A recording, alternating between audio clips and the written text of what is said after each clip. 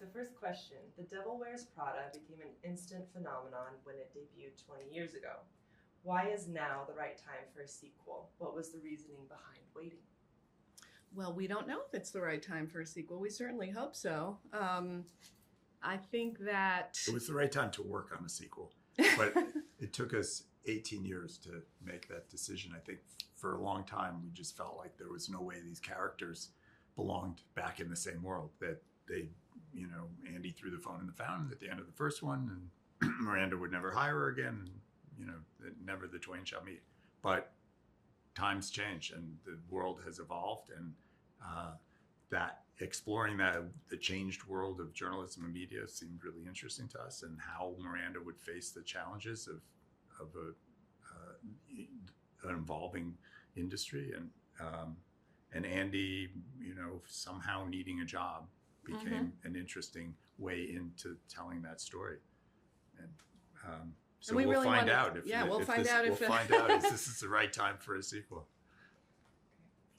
As questions for Aline, what was the writing process like on this film? Was it tricky getting back into the minds of these characters and figuring out how each character would have evolved over the years?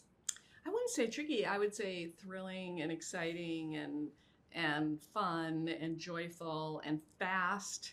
And one of the real joys of the first movie was, David and I didn't know each other. We met and we were like off to the races on the first movie, and we just discovered that we had a very simpatico idea about what that first movie should be. And then having been buddies for 20 years and sort of going back to do this, we had such a shorthand. And these movies are built with the foundations of this are built with David and I talking, and those conversations about that, are about the movie, but are free flowing and end up being about life and the world and priorities and, what we think and what we're reading and what sports we watched and what sports we didn't watch. And, just sort of having all those conversations. So being back in that space was really fun. And, working with one of my very favorite collaborators and somebody who was such a wonderful mentor to me the first time around, and just being invited back into that conversation. I think was if really there's fun. one real challenge, it was constructing the narrative. What's the story? Because Aline knows these characters. She could write these characters, I don't want to say in her sleep, but she knows them intimately. But then how do we frame the story, and what twists could we make that are different than the first one? Where do we leave them? In a way that for me, the most satisfying part of the first movie is how it ends. Is just so gratifying, and could we achieve that again? That was the goal. Okay, this question is for David. Was the So my process- answer is I had no challenges. in your sleep. Yes. David, was the process of directing the sequel easier or harder for you, knowing how much anticipation was behind Much this film? easier. Yeah. Yeah. Yeah, piece of cake. Yeah. Skipping through the woods. I considered it harder than the first one. The first one was a very difficult movie to make. We had enormous challenges. We always went over schedule, over budget. We had struggled to find locations. We're discovering the characters. Aline was rewriting everything on the day, and this one, we had a brilliant script from the beginning. The actors all knew their parts, and yet the scale of it and the just sort of crushing level of meeting expectations just felt really demanding every day. Yeah, and physically demanding. There was a lot, big sequences, and watching David work as hard as he did, and all the actors work as hard, and Annie's workload is intense, and so it was really interesting to see how much of a deep dive you have to go into to make deliver on a whole vision. Okay, this is directed at both of you again.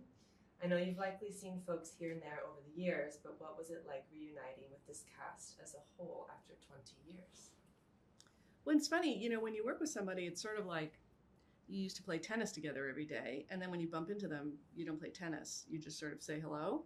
And the thing that you enjoyed doing with them was playing tennis. And so that was what I was saying about getting to work with David again. Like, we had fun hanging out and being buddies and having meals and hanging out, but it was really fun to go back into like creating something together. And we both love these actors and always happy to see them in the intervening years, but to be able to roll your sleeves back up, which is how we met them, and sort of roll your sleeves back up and get back into the work, you know, that's a lot of what the movie's about, right? Is the joy of working with other people and collaborating. You know, I mean, as we are, I'm sure, to them, they are really such different people. They're in such different places. You know, Andy and Emily were girls when they were, you know, 22 years old. Now they have, you know, long marriages and beautiful kids, and their priorities have shifted. They're huge movie stars, you know, which, and even Meryl is in a very different place personally and professionally. Stanley has, you know, gone through a lot. He's a cultural icon. And married Emily's sister. You know, so so many transformations have taken place, and yet, you know, when we all got in a room together for the first time, it really felt like family. And there was, you know, the shorthand came back really quickly, the trust, and that meant that everybody could play, and the experience was joyful. Why do you think a story like The Devil Wears Prada continues to endure? The first film has not only remained a fan favorite for those who saw it 20 years ago, but it continues to gain new ones with each generation. I don't think we know. I honestly don't think if any we knew, creative. Everything we do would be as popular as The Devil Wears Prada. I don't think any creative person. I mean, I don't. You know, my analogy has been, I don't think that Leonardo da Vinci. I was going to say Leonardo DiCaprio, which is a different guy. Compare yourself to. Yes, you know. but I think setting the bar low. Yeah, but I don't know that he would have been like, Mona Lisa, that's the one that's going to be there forever. You know, and you don't ever know. And that's sort of the good news and the bad news. You know, you don't ever know when you're working on something. You can only see whether it speaks to you. William Goldman got it right. Nobody knows anything. And, you know, we certainly didn't know. And we, you know, to this day, we don't know what was the secret. And all we can do is sort of do our best work and hope that it gets even half the enthusiasm that the first movie still gets. All right, last question. What do you hope fans take away from the new film? Joy. Yeah. Like Joy. A great you know, time. Yeah. Like just laughs, tears. I always say, gee, I just want the audience to get that feeling where your chest feels like it's swelling, you know, when you watch a movie and you know, wow, this was 2 hours that made my life bigger. Yeah. And I went on a journey with these people who I already know, or maybe don't. And maybe it's new to someone, but I think that there was a spirit of love and connection in this movie, especially about how humans need each other in the world that we're in and in the challenges that we're in, that we still need each other. And it's really the first time that we're seeing Miranda kind of asks for someone to help her and for someone to support her. And she does it in her way. But I think, you know, in this world, this really is about how the pursuit of a shared professional goal can bring people together.